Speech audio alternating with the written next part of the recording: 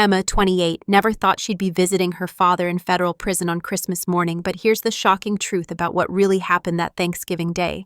Picture this. You've spent your entire life building someone else's dream, sacrificing everything for a family business worth $50 million, only to have your own father look you in the eye over turkey dinner and say, "We're selling everything, you inherit nothing." But that betrayal was nothing compared to what came next. Because sometimes the people closest to you aren't who you think they are. Sometimes your worst enemy has been planning your destruction for 20 years, and sometimes the parent who breaks your heart is actually trying to save your life. I'm Emma Mitchell, and this is the story of how I destroyed my father's empire for revenge, only to discover that the real villain had been manipulating me all along. Trust me, you won't see this ending coming. Think of the one person who broke you. Got them? Let's begin. Growing up as a Mitchell meant growing up knowing you were different from other kids.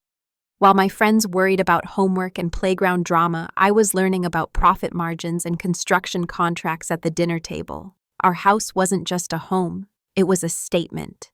The Mitchell family mansion sat on 12 acres in Westchester County, with its grand circular driveway, marble foyer, and floor-to-ceiling windows that overlooked the Hudson River. Every detail screamed success, from the imported Italian tiles to the crystal chandelier that cost more than most people's cars. My father, Robert Mitchell, built his construction empire from nothing. He started with a single pickup truck and a toolbox when I was born, working 16-hour days pouring foundations and framing houses. By the time I turned 10, Mitchell Construction had grown into a powerhouse spanning 3 states, with over 200 employees and contracts worth millions. Dad didn't just build buildings, he built dreams.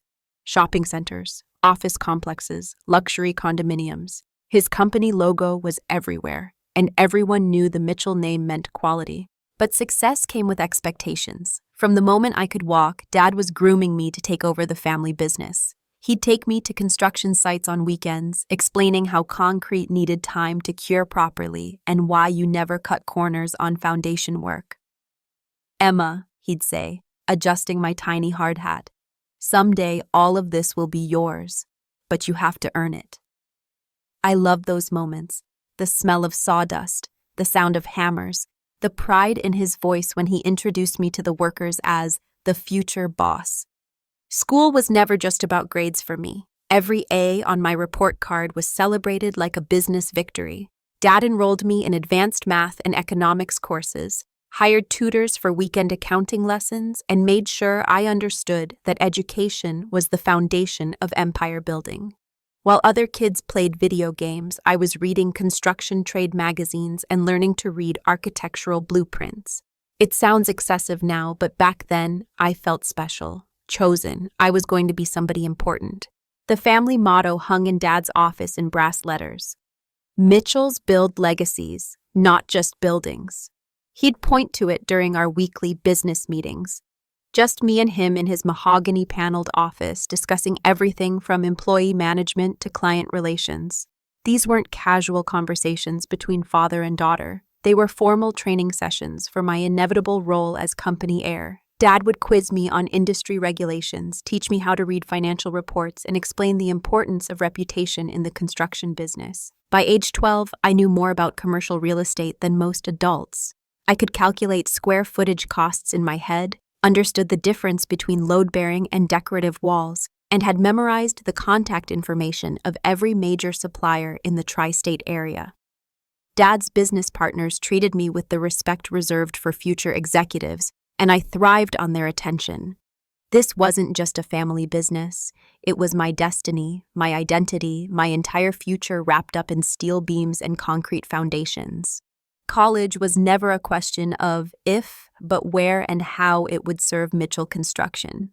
Dad insisted on NYU's business program, not because it was the best fit for me, but because it had the strongest connections to the New York construction industry. I graduated summa cum laude with degrees in business administration and civil engineering, not because I was naturally brilliant, but because failure wasn't an option in the Mitchell family. Every grade, every internship, every networking event was designed to make me the perfect heir to Dad's empire.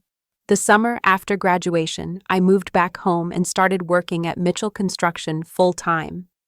Dad gave me a corner office on the 3rd floor, right next to his, with windows overlooking our biggest current project, a luxury shopping complex in White Plains. My business cards read Emma Mitchell, Vice President of Operations, but everyone knew I was really there to learn every aspect of the business before taking over. I threw myself into the work with the dedication of someone who'd been preparing for this moment her entire life. My days started at 6 in the morning and rarely ended before 10 at night. I reviewed every contract, attended every client meeting, and visited every job site.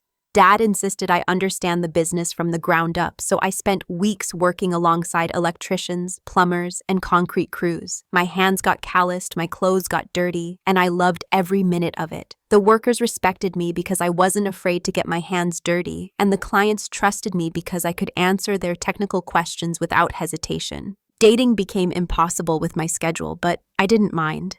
While my college friends were posting pictures of weekend trips and dinner dates on social media, I was posting progress photos from construction sites and celebrating contract signings. My social life consisted of business dinners and industry conferences. My romantic relationships were casualties of my dedication to the family business. I broke up with 3 different boyfriends because they couldn't understand why I worked weekends and missed their birthday parties for client emergencies. Dad couldn't have been prouder. During our weekly strategy meetings, he'd beam with satisfaction as I presented quarterly reports and proposed new efficiency measures. "Emma, you're everything I hoped for in a successor," he'd say, and those words were worth more than any salary. I lived for his approval, for those moments when he'd introduce me to potential clients as my daughter and future CEO of Mitchell Construction. I was his protege, his legacy, his greatest achievement. The business was thriving under our joint leadership. We landed the biggest contract in company history, a $40 million mixed-use development in downtown White Plains. I negotiated the deal personally, spending months building relationships with city planners and investors. When we got the contract, Dad took me to dinner at the most expensive restaurant in the city and toasted the future of Mitchell Construction. I felt invincible, like I'd finally proven myself worthy of the empire he'd built. Looking back, I realized that dinner was probably when he started planning to take it all away from me. Thanksgiving 2023 was supposed to be our biggest celebration yet. We'd just finished the White Plains project ahead of schedule and under budget, earning us industry recognition and 3 new major contracts. I'd spent the morning helping Mom prepare dinner, feeling grateful for everything we'd accomplished as a family. The dining room table was set with our finest china, the same Waterford crystal pattern that had been in the family for 3 generations. Extended family filled every seat. My Aunt Sarah, Uncle Mike, my 2 younger cousins who were still in college. Everyone was talking about the business, congratulating me on the successful project completion, asking when I'd officially take over as CEO. Dad seemed different that day, quieter than usual. He kept checking his phone during cocktails, and I noticed he'd barely touched his whiskey, unusual for a man who considered a single malt scotch essential to any celebration. When Mom called us to dinner, he helped her carry dishes from the kitchen, but his usual jovial commentary was missing. I assumed he was tired. The White Plains project had been exhausting for both of us, requiring months of 12-hour days and weekend problem-solving sessions. The conversation over dinner was typical Mitchell family fare: construction industry gossip, discussion of upcoming projects, and good-natured teasing about my non-existent dating life. Uncle Mike joked that I was married to the business, and everyone laughed. "She's got plenty of time for romance after she takes over the company," Mom said, squeezing my hand affectionately. "Right, honey?" she asked Dad, expecting his usual proud agreement about my future leadership role. Instead, Dad set down his fork and looked around the table with an expression I'd never seen before. His face was stone-cold serious, almost apologetic. The room went quiet as everyone sensed the shift in energy. "Actually," he said, his voice steady but somehow hollow, "there's something I need to tell you all about the future of Mitchell Construction." My stomach dropped even before he continued speaking. Something in his tone warned me that whatever came next would change everything. "I've made a decision about the company," Dad continued, looking directly at me with eyes that seemed almost resigned. "We're selling Mitchell Construction, the entire operation. I've already started preliminary negotiations with Hartwell Development Group. They've made an offer for the full business, assets, contracts, everything. The words hit me like physical blows. I felt my face flush hot, then cold, as the implications sank in. Selling the business meant selling my future, my identity, everything I'd worked for since childhood. But then came the words that shattered my world completely. Dad's voice was quiet but unmistakably firm as he delivered the final blow. "Emma, I know this affects you most of all, but you need to understand something. When the sale goes through, you inherit nothing. The Mitchell construction legacy ends with me. I'm sorry, but this business dies when I retire, and I'm retiring at the end of the year." The silence that followed was deafening. I could hear the antique grandfather clock ticking in the hallway, the sound of someone's shocked breathing, maybe my own. My Aunt Sarah's wine glass slipped from her fingers and shattered on the hardwood floor, red liquid spreading like blood across the expensive Persian rug. Uncle Mike's mouth hung open, and my cousins stared at Dad like he'd lost his mind. But I couldn't look away from his face, searching for some sign that this was a cruel joke or a test of my dedication. There was nothing but cold determination in his eyes. 28 years of preparation, sacrifice, and absolute devotion had just been erased with a few sentences over Thanksgiving dinner. I finally found my voice, though it came out as barely more than a whisper. "Dad, what are you talking about? We just landed 3 new contracts. The business is more successful than it's ever been. Why would you sell now?" I was grasping for logic, for some explanation that made sense of the impossible thing he'd just said. Maybe this was about taxes, or retirement planning, or some business strategy I didn't understand yet. Maybe he meant selling part of the company, not everything. Dad's response crushed any hope I had left. "Emma, you're too soft for this business. You always have been." His words were surgical, precise, designed to cut deep. "You care too much about the workers, spend too much time worrying about safety regulations and employee benefits. This industry requires ruthlessness, and you don't have it. You never did." He paused, letting that sink in before delivering the killing blow. "I've been watching you for years, hoping you'd develop the backbone necessary to run Mitchell Construction, but you're too much like your mother. Too emotional, too trusting, too concerned with being liked." The cruelty in his voice was unlike anything I'd ever heard from him before. This wasn't the father who'd taught me to read blueprints and praised my business acumen. This was a stranger wearing my dad's face, systematically destroying everything I thought I knew about myself and my place in the family. "The construction business is about profit, not friendship," he continued, his voice growing colder with each word. "You negotiate contracts like you're planning a charity fundraiser. You give workers raises they don't deserve because you feel guilty about their personal problems. That's not leadership, Emma. That's weakness." My mother tried to interrupt, her voice shaking with outrage. "Robert, stop this. You're being horrible." But Dad held up his hand, silencing her without even looking away from me. He wasn't finished destroying me yet. "I've been planning this for months, Emma. The Hartwell deal didn't come together overnight. I've been quietly shopping the company since summer, and they made the best offer. $52 million for everything: assets, client list, ongoing contracts, even the company name." The numbers felt surreal. $52 million, and I wouldn't see a penny of it.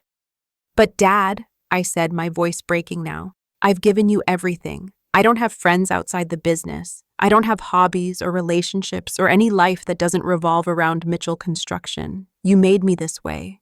You trained me to be your successor." The desperation in my own voice disgusted me, but I couldn't stop the words from pouring out. "I turned down job offers from competitors because I was loyal to our family legacy. I've never even considered another career because you told me this was my destiny." Dad's laugh was the cruelest sound I'd ever heard. "That was your choice, Emma. I never promised you anything. I gave you opportunities to prove yourself, and you consistently disappointed me. Good business leaders don't sacrifice profits for employee loyalty. They don't spend company money on safety upgrades that exceed legal requirements. They don't give second chances to subcontractors who miss deadlines." He leaned back in his chair, studying me like a specimen under a microscope. The sale closes December 15th. Hartwell wants to retain some of our current staff, but they'll be making their own decisions about management positions. You're welcome to apply for a job with them, but don't expect any special consideration because of your last name. That's when I realized he'd planned every word of this conversation. This wasn't a business decision made in anger or desperation. This was a calculated execution of everything I thought my life meant. He'd let me believe I was building toward something, had watched me sacrifice relationships and personal dreams, all while knowing he intended to sell the company and leave me with nothing. The betrayal was so complete, so perfectly orchestrated that I almost admired the precision of it. Almost. I walked out of that house on Thanksgiving night and never looked back. Not because I was being dramatic, but because I literally had nowhere else to go. The company apartment I'd been living in for 3 years belonged to Mitchell Construction, and by Monday morning, I had 24 hours to vacate. The BMW I drove, the credit cards in my wallet, even my health insurance, everything was tied to the business Dad was selling. 28 years old, and I was starting over with nothing but my personal savings account and whatever clothes I could fit in 2 suitcases. The first week was the hardest. I moved into a studio apartment in Queens that cost more per month than I used to spend on business dinners. The place was smaller than my old office, with paper-thin walls and a radiator that sounded like a construction site every morning at 5 a.m. I lay on an air mattress that first night, staring at water stains on the ceiling and wondering how my life had imploded so completely in just 4 days. The silence was deafening after years of constant phone calls, meetings, and construction site noise. For the first time since childhood, nobody needed me for anything. Finding work was humiliating in ways I couldn't have imagined. My resume looked impressive on paper, but every potential employer in the construction industry knew about the Mitchell situation. Word travels fast in our business, and everyone assumed I'd been fired for incompetence or embezzlement. Why else would Robert Mitchell disinherit his only child and sell a successful family business? The few interviews I managed to secure were painful exercises in explaining why my own father didn't trust me to run his company. Most conversations ended with polite rejections and promises to keep my resume on file. After 6 weeks of unemployment, I swallowed my pride and took a job at Home Depot. The irony wasn't lost on me. I went from negotiating million-dollar construction contracts to helping weekend warriors pick out the right drill bits. My manager was 23 years old and called me M like we were old friends. My coworkers were nice enough, but they had no idea who I used to be, and I couldn't figure out how to explain my situation without sounding insane. How do you tell someone that 6 months ago you were the vice president of a $50 million company? The depression hit around Christmas. I'd always loved the holidays because they meant family time and business celebrations, but 2023 was different. I worked retail hours through New Year's Eve, watching happy families shop for home improvement projects while I restocked shelves and pretended my life hadn't completely fallen apart. I avoided social media because seeing my former colleagues' LinkedIn updates about new projects and promotions felt like salt in fresh wounds. My old life was continuing without me, and nobody seemed to miss my presence. The anger came later, building slowly through January and February, like a pressure cooker getting ready to explode. I'd wake up at 3 in the morning thinking about Dad's smug expression during that Thanksgiving dinner, replaying his words about my weakness and his calculated cruelty. I started researching Hartwell Development Group obsessively, reading about their business practices and wondering what Dad saw in them that he never saw in me. That's when I discovered they had a reputation for cutting corners on safety and underpaying workers, everything Dad claimed I was too soft to overlook. The hypocrisy was staggering. He destroyed me for caring too much about employee welfare, then sold to a company known for exploiting workers. March brought an unexpected encounter that would change everything. I was working the evening shift at Home Depot when a woman approached my department with questions about commercial-grade concrete sealers. Most customers asking about industrial materials were contractors trying to save money on small jobs, but something about her seemed different. She was professionally dressed, maybe mid-30s, with the kind of confident bearing that suggested she knew exactly what she was looking for but wanted to confirm details. "I need to understand the application process for parking garage waterproofing," she said, showing me photos on her phone of what looked like structural damage. Specifically, how someone might cut corners on the initial installation to save costs. Her questions were too specific and technical for a typical homeowner, and she seemed genuinely interested in my answers. When I explained the proper procedures and common shortcuts contractors use, she listened intently and asked follow-up questions that demonstrated real knowledge of construction processes. After 20 minutes of detailed discussion about concrete chemistry and waterproofing systems, she introduced herself as Sarah Chen, a financial investigator specializing in construction fraud. "I couldn't help but notice you know more about commercial construction than most engineers I work with," she said with a smile that seemed both professional and genuinely curious. "It's unusual to find someone with your level of expertise working retail. Are you between projects?" The question was casual, but I sensed she was probing for information about my background. I gave her the shortened version of my story: construction industry experience, recent career change, looking for new opportunities. I didn't mention Mitchell Construction or my father, partly because the whole situation still felt too raw to discuss with strangers, and partly because I'd learned that people in the industry had opinions about the Mitchell sale that I didn't want to hear. Sarah listened without judgment, nodding occasionally and asking thoughtful questions about my experience with different types of construction projects. What happened next surprised me. Sarah pulled out her business card and handed it to me with what seemed like genuine interest. "I work with attorneys investigating construction fraud cases. We're always looking for consultants with real industry experience who can help us understand technical aspects of building projects. The pay is good, and the work is more interesting than retail." She paused, studying my face. "Would you be interested in freelance consulting work? I have a case starting next week that could use someone with your background." The opportunity felt too good to be true, but I was desperate enough to consider anything that might get me back into construction-related work. Sarah explained that her firm investigated cases where contractors defrauded clients through substandard work, inflated billing, or safety violations. They needed technical consultants who could review construction documents, identify problems in building processes, and explain complex issues to attorneys and juries. The work paid twice what I was making at Home Depot and used skills I'd developed over years in the industry. We met for coffee the following Saturday to discuss the consulting opportunity in more detail. Sarah was impressive, smart, articulate, and clearly successful. She drove a late-model Mercedes and wore expensive clothes, but she wasn't flashy about her success. She asked intelligent questions about my background and seemed genuinely interested in my opinions about construction industry practices. For the first time in months, I felt like someone valued my expertise and experience. She offered me a consulting contract that would start the following week, investigating a case involving alleged safety violations at a residential development project. The timing felt like destiny. Working with Sarah opened up a world I never knew existed. Financial investigation was like archaeology, carefully excavating layers of documentation to uncover buried truths.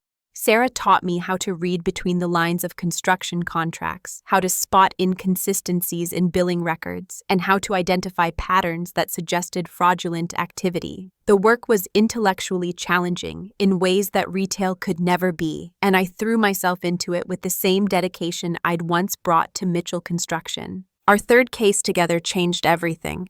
Sarah casually mentioned she was looking into a construction company that might have issues with tax compliance and worker safety violations. "It's a family business that's been operating for decades," she explained over lunch, spreading financial documents across the table between us. "The owner has a reputation for being honest, but sometimes the most respected companies have the most to hide." When she showed me the company name on the legal documents, my blood went cold. Mitchell Construction. I tried to keep my expression neutral, but Sarah was observant. "Do you know this company?" she asked, watching my face carefully. I couldn't lie convincingly, so I admitted I'd worked there briefly and had some knowledge of their operations. What I didn't tell her was that seeing Dad's signature on those financial documents made my hands shake with a combination of rage and satisfaction. After months of feeling powerless and humiliated, I finally had a chance to fight back against the man who'd destroyed my life. Sarah's investigation was thorough and devastating. She'd obtained years of financial records through sources she wouldn't identify. and the documents told a story of systematic corner cutting and regulatory violations. Mitchell Construction had been underreporting income to avoid taxes, using undocumented workers to reduce labor costs, and cutting safety corners to improve profit margins. The evidence was overwhelming: falsified inspection reports, offshore bank accounts, and a pattern of bribing city officials to expedite permits and overlook violations.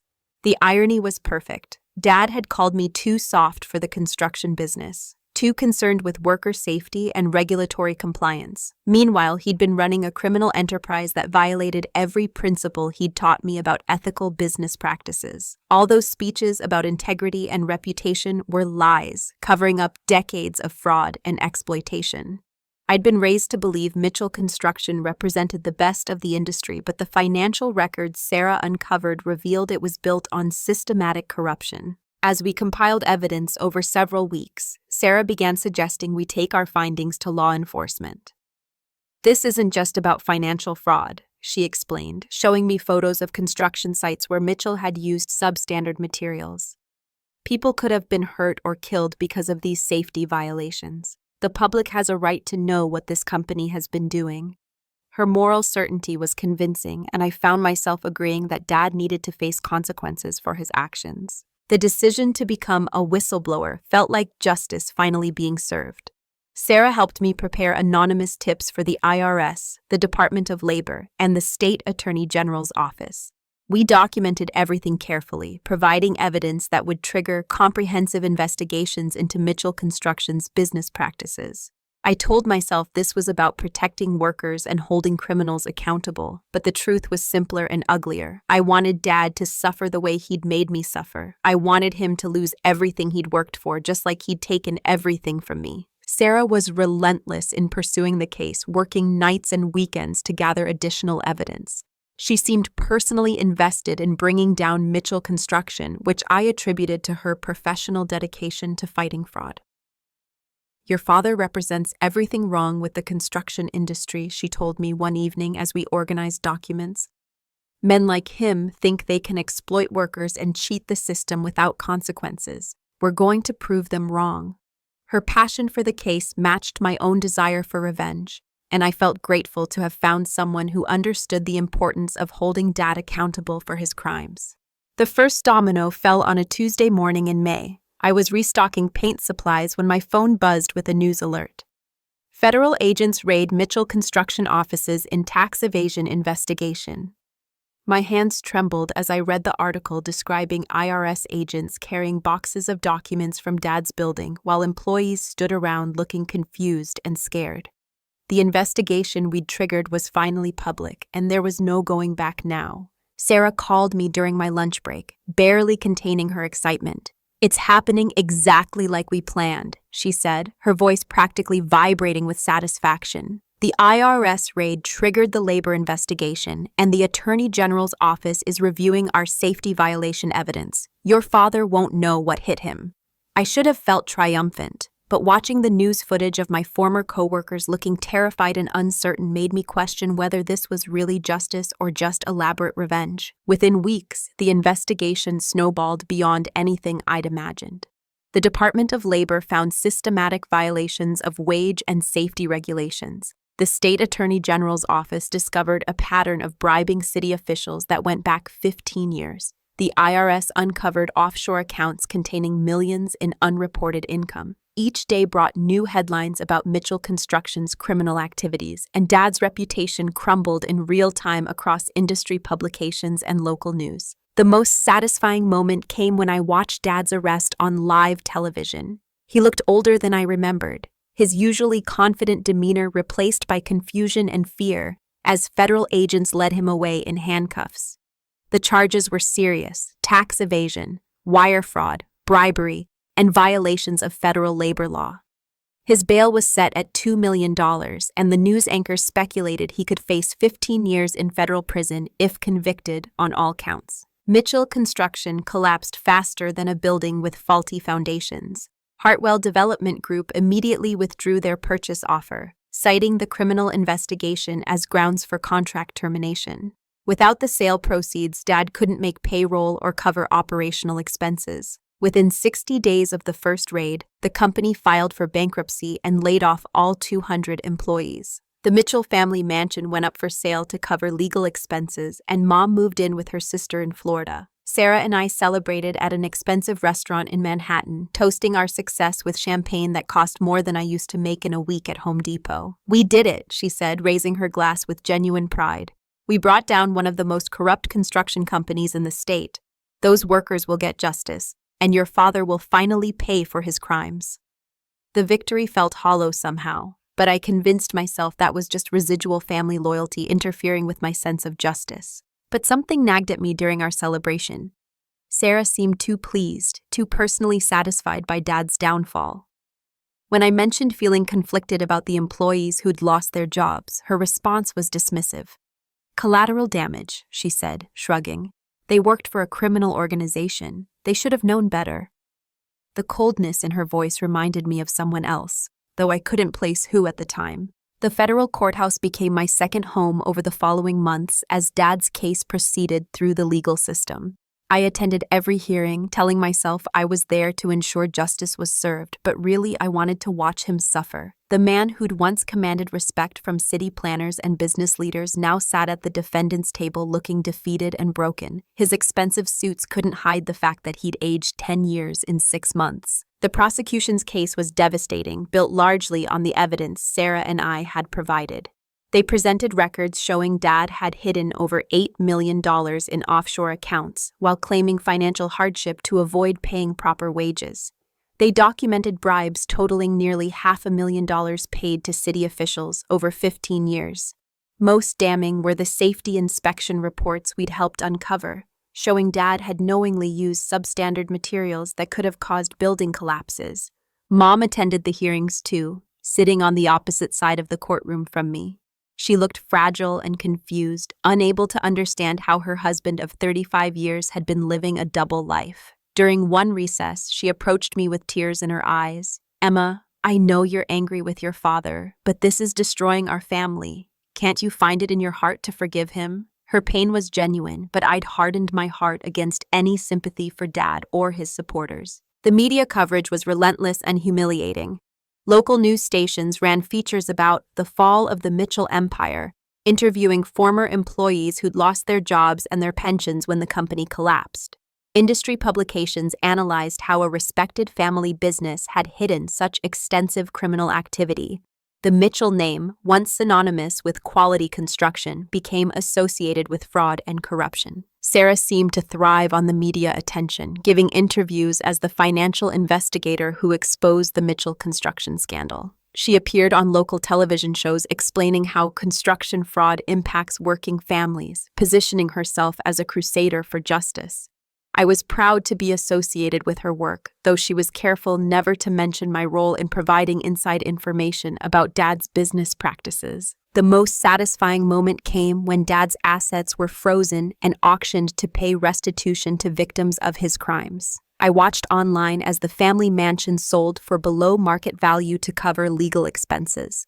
The business equipment I'd once helped select was auctioned off piece by piece. Even Dad's personal belongings, his collection of vintage construction equipment, his antique desk, the brass nameplate that had sat in his office for 20 years. Everything was sold to compensate workers who'd been cheated out of proper wages. By autumn, Mitchell Construction existed only in bankruptcy records and court documents. The office building stood empty with "for lease" signs in the windows. The construction sites where I'd learned the business were covered with notices warning about unsafe conditions and pending litigation. Every trace of Dad's 40-year legacy had been erased in less than 12 months, and I'd been the architect of its destruction. But as I stood outside the empty office building one evening, looking up at the dark windows where I'd once planned my future, something felt wrong. The revenge had been more complete than I'd ever imagined, but instead of satisfaction, I felt hollow. Dad was facing 15 years in prison, Mom had lost her home and her marriage, and 200 innocent employees had lost their livelihoods. The cost of my vengeance was starting to feel higher than the price of Dad's betrayal. Sarah's behavior became increasingly strange as Dad's trial approached. She'd always been professional and focused, but now she seemed obsessed with every detail of the case. She insisted on attending depositions that didn't require our presence, collected newspaper clippings about the trial, and asked probing questions about Dad's personal life that had nothing to do with our investigation. When I mentioned feeling conflicted about the destruction we'd caused, she became defensive and angry. The first real warning sign came when I visited her apartment to review witness testimony. Sarah had left her purse open on the kitchen counter, and while she was in the bathroom, I glimpsed something that made my blood freeze. Among her credit cards and business documents was a New York State driver's license with her photo, but the name read Sarah Mitchell Chen. Mitchell, the same last name as my family, but hyphenated with Chen. I quickly closed the purse and pretended I hadn't seen anything, but my mind was racing. Could Sarah be related to someone Dad had worked with? Maybe she was married to a distant cousin I'd never met, or connected to the business through some professional relationship I didn't know about. But the timing of her appearance in my life, her obsessive interest in destroying Mitchell Construction, and her intimate knowledge of Dad's business practices suddenly seemed too convenient to be coincidental. That night, I couldn't sleep. I kept thinking about Sarah's driver's license and trying to remember if Dad had ever mentioned anyone named Chen. The more I thought about it, the more questions arose. How had Sarah obtained financial records that should have been confidential? Why did she seem to know details about Mitchell Construction's operations that weren't in any documents? How had she targeted me so precisely, approaching me at Home Depot with exactly the right expertise to gain my trust? The next morning, I called in sick to work and spent the day researching Sarah's background online. Her financial investigation company existed, but it was registered only 6 months before we met. Her LinkedIn profile showed impressive credentials, but when I tried to verify her previous employment, several companies claimed they had no record of her working there. The professional references she'd given me led to disconnected phone numbers and non-existent email addresses. Most disturbing was what I found when I searched for Sarah Chen combined with Mitchell in various online databases. A 1995 newspaper article mentioned a Sarah Chen, age 10, who'd been placed in foster care after her mother's death. The article identified her mother as Linda Mitchell Chen, who died in a car accident. Linda Mitchell Chen had been married to Robert Mitchell from 1982 to 1985 before he met my mother. The revelation hit me like a physical blow. Sarah wasn't just some financial investigator who'd stumbled into my life. She was Dad's stepdaughter from his first marriage, the child he'd abandoned when her mother died. She was my half-sister, and she'd been planning this revenge for years. Every moment of our friendship, every conversation about justice and accountability had been part of an elaborate manipulation designed to use me as a weapon against our father. I sat in my tiny apartment staring at the newspaper article, feeling sick as I realized how completely I'd been played.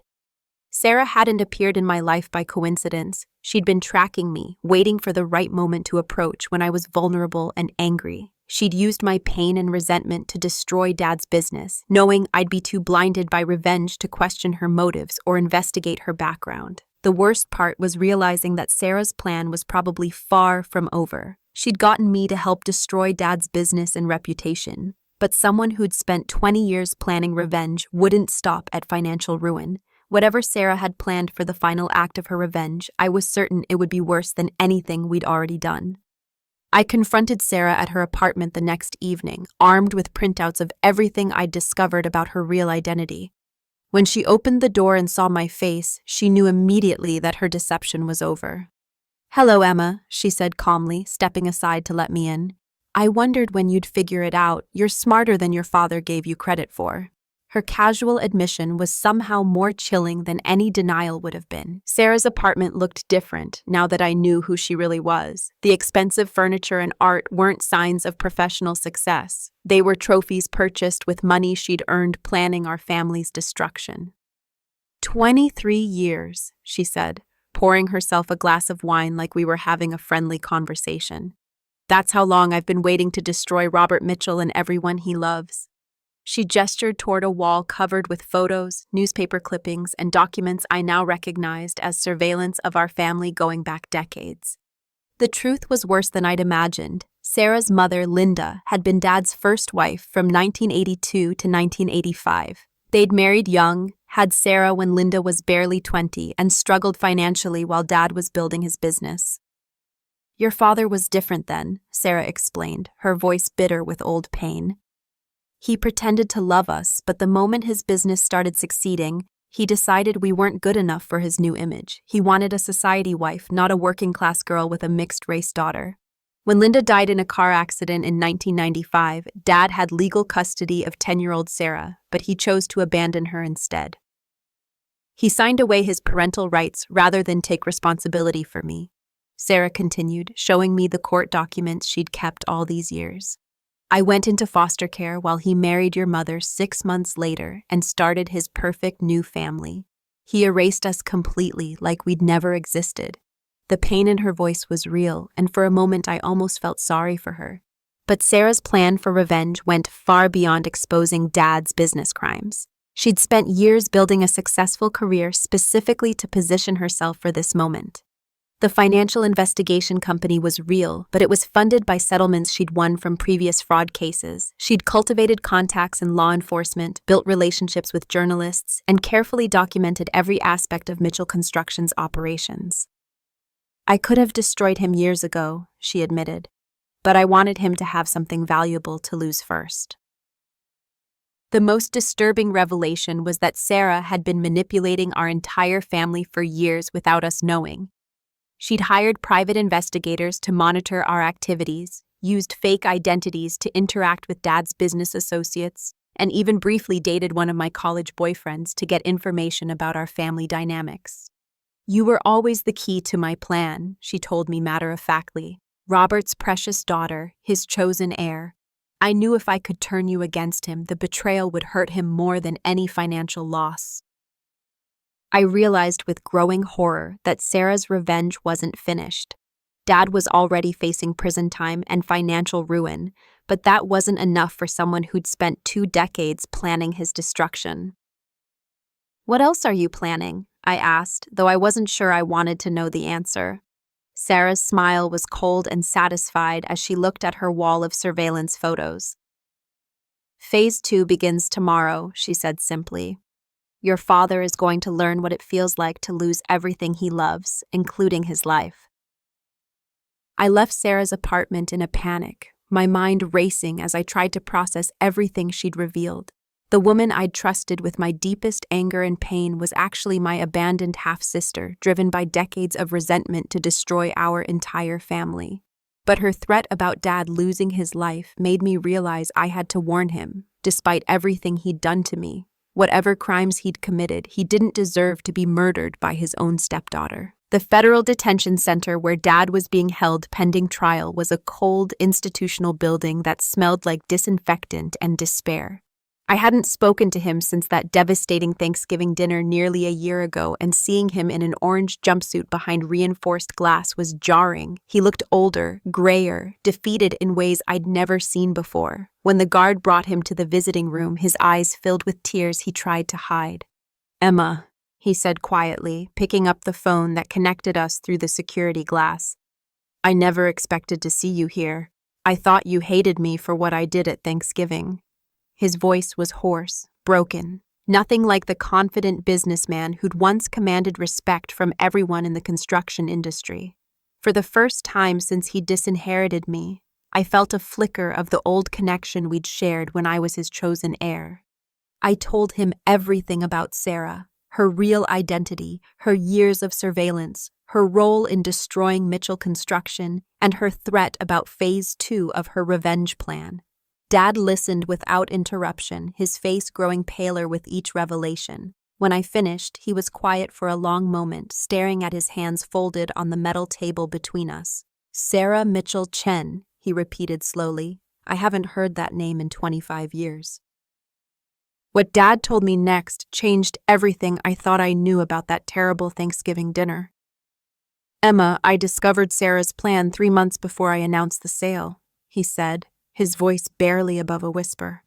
She'd been building a case against Mitchell Construction for years, collecting evidence of every shortcut I'd ever taken, every corner I'd cut to stay competitive. But that wasn't the worst part. She wasn't planning to just destroy the business, she was planning to kill you.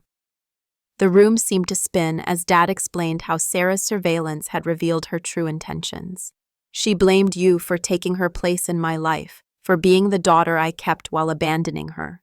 Her plan was to frame you for embezzling company funds, destroy your reputation, and then arrange an accident that would look like suicide brought on by guilt and shame. Dad's hands were shaking now as he continued. The business sale, the disinheritance, all of it was fake. I transferred everything into a trust with you as the sole beneficiary, but I made it look like I was cutting you out to protect you from her revenge. I stared at him in disbelief, trying to process the magnitude of what he was telling me. You chose prison to save my life? I asked, my voice cracking with emotion. Dad nodded, tears streaming down his face now. I failed Sarah once by abandoning her when her mother died. I wasn't going to fail you too, even if it meant you'd hate me forever. I knew if I made you angry enough to leave the company and distance yourself from the family, Sarah might not see you as a threat anymore. The sacrifice was staggering.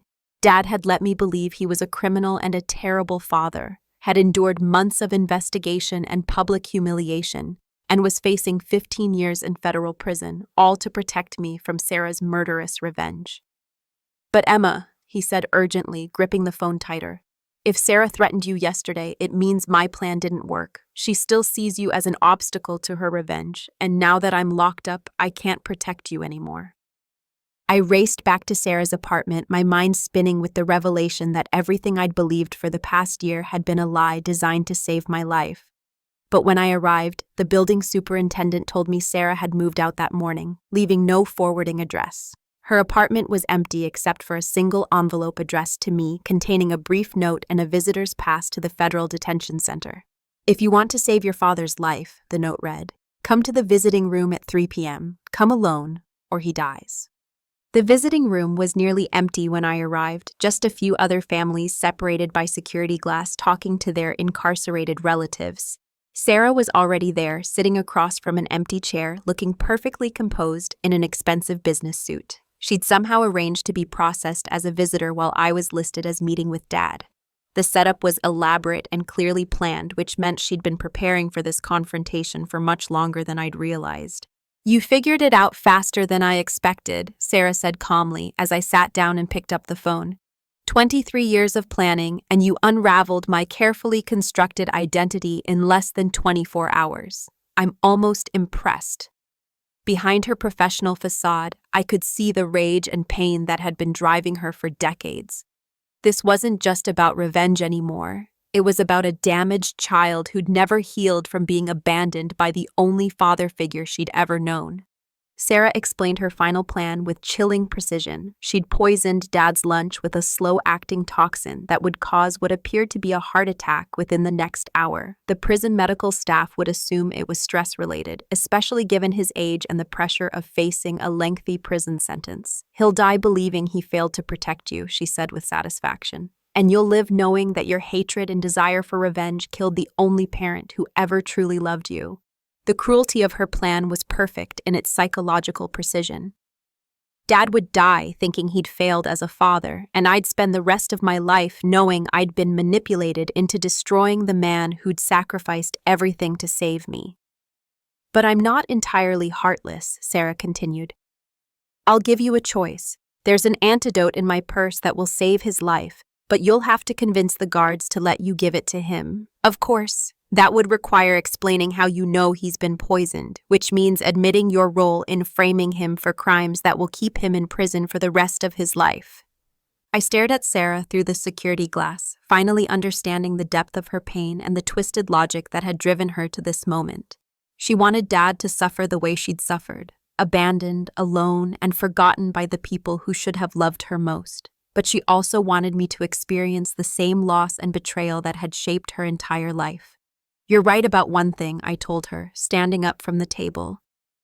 Dad did fail you when your mother died. He should have taken care of you instead of abandoning you to foster care. What I did next surprised both of us.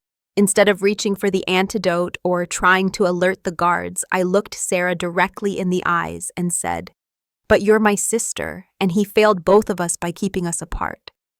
Mom and I had no idea you existed, which means we never had the chance to be the family you deserved." I paused, letting that sink in. Dad's dying won't change what happened to you as a child, but saving his life might give us a chance to be sisters. Real sisters, not just victims of his mistakes. The wall Sarah had built around her heart cracked just slightly. For a moment, I saw the frightened 10-year-old girl who'd lost everything when her mother died and her stepfather walked away. "It's too late," she whispered, but her hand moved toward her purse where the antidote waited. 23 years too late. I reached out and pressed my palm against the glass separating us. "It's never too late for family," I said. "But we have to choose it, both of us, right now." Sarah's hand trembled as she reached into her purse and pulled out a small vial of clear liquid. For 23 years, she'd lived for this moment of ultimate revenge, but faced with the choice between murder and mercy, something inside her broke open. "He left me," she whispered, tears streaming down her face for the first time since I'd known her. "When Mom died, he just signed papers and walked away like I meant nothing, like we never existed." I pressed both palms against the glass now, wishing I could reach through and hold the sister I'd never known I had. "He was wrong, Sarah. What he did to you was unforgivable. But killing him won't bring your mother back or heal the little girl who got abandoned. It'll just create more victims." My voice cracked with emotion as I continued. "I lost my father too that day at Thanksgiving. Not to death, but to lies and manipulation and pride. We've both been victims of his choices, but we don't have to let those choices define the rest of our lives." The power reversal moment came when Sarah looked up at me with desperate eyes and asked the question that changed everything. "Will you forgive me? After everything I've done to you, to Dad, to your family? Can you ever forgive me?" The woman who'd orchestrated my father's downfall, who'd manipulated me for months, who'd just tried to commit murder, was asking for my forgiveness. And in that moment, I realized she wasn't the villain of this story. She was another victim, just like me. "I forgive you," I said without hesitation. "And I love you. You're my sister, and nothing you've done can change that." Sarah collapsed against the table, sobbing with a grief that had been building for decades. She handed me the antidote through the document slot, and I ran to alert the guards that Dad needed immediate medical attention. The prison medical team saved his life with minutes to spare, and later that day, Sarah turned herself in to federal authorities, confessing to poisoning him and providing evidence that would eventually clear Dad of most charges. 6 months later, I'm visiting both Dad and Sarah in their respective facilities. Dad's sentence was reduced to 2 years after Sarah's testimony revealed the extent of her manipulation and fraud. Sarah is serving 5 years for attempted murder, but she's getting therapy and working on healing from the trauma that drove her to such desperate measures.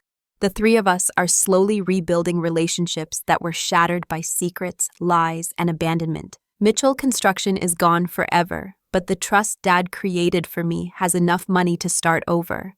I'm launching a new company focused on affordable housing and worker safety. Everything Dad taught me about building, combined with everything Sarah taught me about justice. Mom has forgiven both Dad and Sarah, and we're planning to be a real family for the first time in 25 years. The lesson I learned from almost losing everything is that the strongest empires aren't built from steel and concrete. They're built from forgiveness, love, and the courage to choose family over revenge. Sometimes the people who hurt us most are the ones who need our love the most. And sometimes the greatest victory isn't destroying your enemies, it's turning them into family. That's my story. A Thanksgiving dinner that destroyed everything I thought I knew about my life, but ultimately led me to discover that love is stronger than revenge, and family is worth fighting for, even when it's messy, complicated, and built on the ashes of everything you thought you wanted.